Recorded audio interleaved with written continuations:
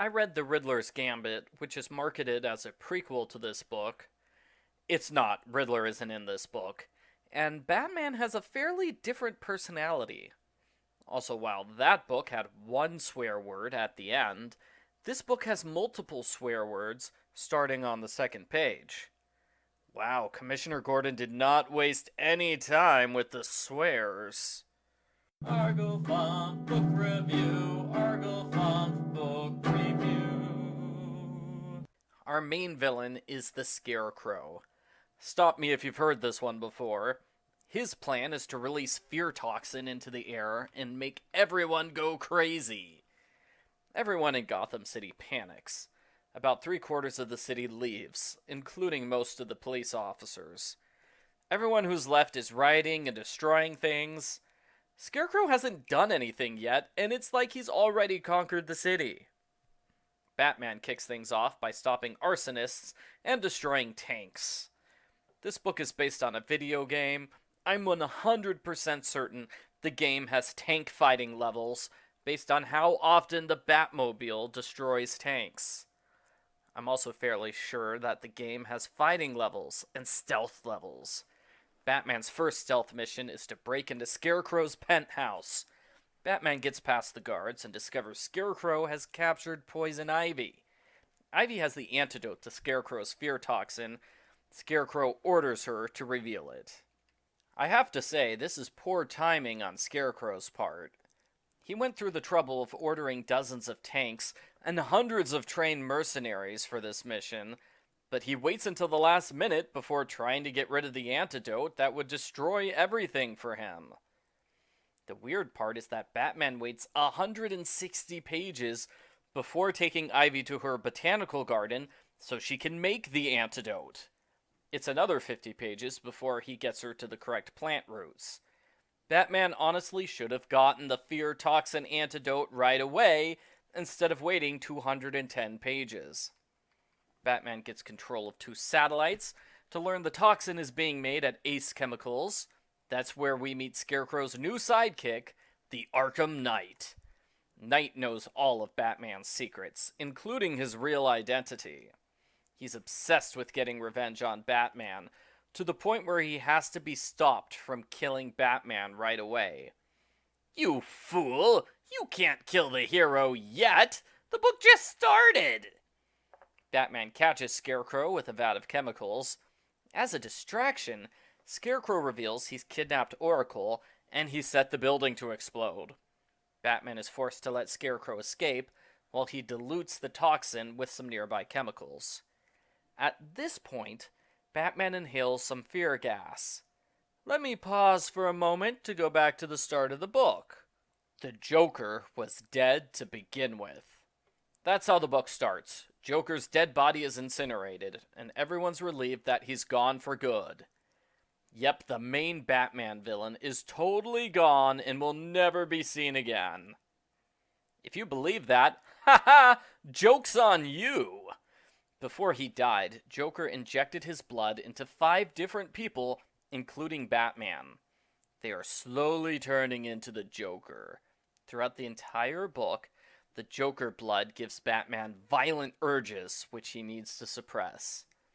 Scarecrow's fear toxin kicks the Joker blood story into overdrive.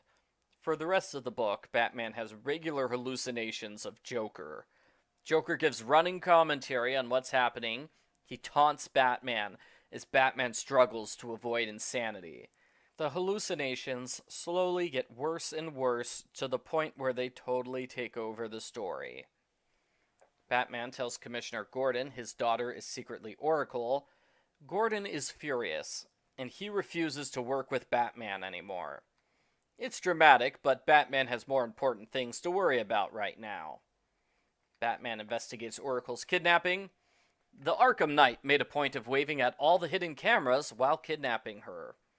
Batman figures out where the Knight went, using his great detective skills and Lucius Fox's GPS technology. Batman walks into a trap. The Arkham Knight shoots Batman in the shoulder, then beats him to near death. Out of nowhere, Nightwing arrives. Honestly, Nightwing should take over saving the city. Batman's too hurt to continue. Not to mention, Batman can't have a 2-minute conversation without hallucinating that the Joker is here. He's in no shape to save anything. Batman is angry and refuses to accept Nightwing's help. Nightwing stops some truck drivers, who are delivering weapons for the Penguin. Penguin complains to the police. Then Nightwing and Penguin completely disappear from the book, never to be seen again. I thought that was a weird interlude. I'm told the Nightwing Penguin story is an optional side quest in the game. That would explain why it's quickly introduced and just as quickly forgotten. Batman gets a tip that Scarecrow's on an airship. This is where I lost patience with the Joker hallucinations. We get 15 pages of Joker hallucinations, with about 1 page of reality in the middle.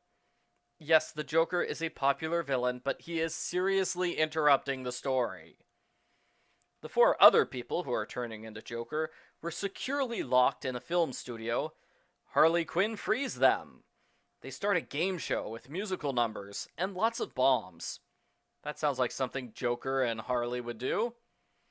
Batman has terrible hallucinations about Joker murdering Jason Todd, the second Robin. Tim Drake, the third Robin, is forced to step up. He disarms the bombs and stops Harley. Batman gives in to the Joker blood and laughs like a maniac. Harley cuddles up to him.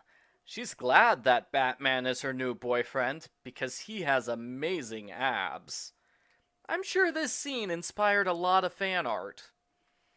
Batman helps Ivy reach the roots of the oldest tree in the world.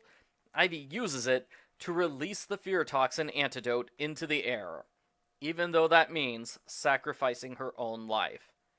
Batman also destroys the toxin distribution machine, which is inside the Arkham Knight's tank. Scarecrow and Arkham Knight retreat to an abandoned mall. Batman breaks in, and he's shocked to learn that Arkham Knight is really Jason Todd. Jason was not killed 3 years ago. There's a big fight. Batman loses because he's unwilling to hurt Jason. Jason's about to strike the final blow, but he can't bring himself to kill Batman. He leaves, crying. Everyone goes to the roof, where there's a series of dramatic double crosses. Batman fakes his own death in order to save Oracle. Honestly, I like this better than the actual ending, which is rushed. Scarecrow kidnaps Robin and demands that Batman surrender. So Batman just gives up after everything he's done. He's like, oh, gotta stop now. An unspecified amount of time later, Scarecrow's in Arkham, live streaming a Batman face reveal video.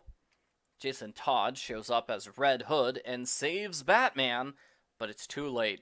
Everyone knows Bruce Wayne is Batman. Bruce dies when his house is blown up, although it's heavily implied he faked his own death to avoid dealing with reporters. The end. Post-book follow-up. I like this book. It's certainly a big, exciting adventure. My only big complaint is the Joker stuff, which I thought was overdone to the point where it actively interfered with my enjoyment of the story. I was interested in the story and wanted to see what would happen next. I didn't like seeing the story get regularly interrupted and put on hold for dozens of pages of Joker antics. Some critics did not like the book's plot structure, and I understand that complaint. It is structured more like a video game than a book. It's closer to a novelization than an adaptation. I didn't have a problem with that. I thought it kept things fast-paced and exciting, and that works great for Batman. Still, I totally understand the complaints that it's too much like a game, and I do think the book would be improved if more effort was put into the overarching story, instead of having it be a series of semi-related short missions. Overall, I enjoyed this book just as much as I enjoyed the prequel book, although both books have different strengths and weaknesses. They also have a different selection of villains. There's not a lot of overlap between the two books. I'm really wondering why I didn't play these games when they were being released. It sounds like I probably would have loved them. I give Batman Arkham Knight an 8 out of 10.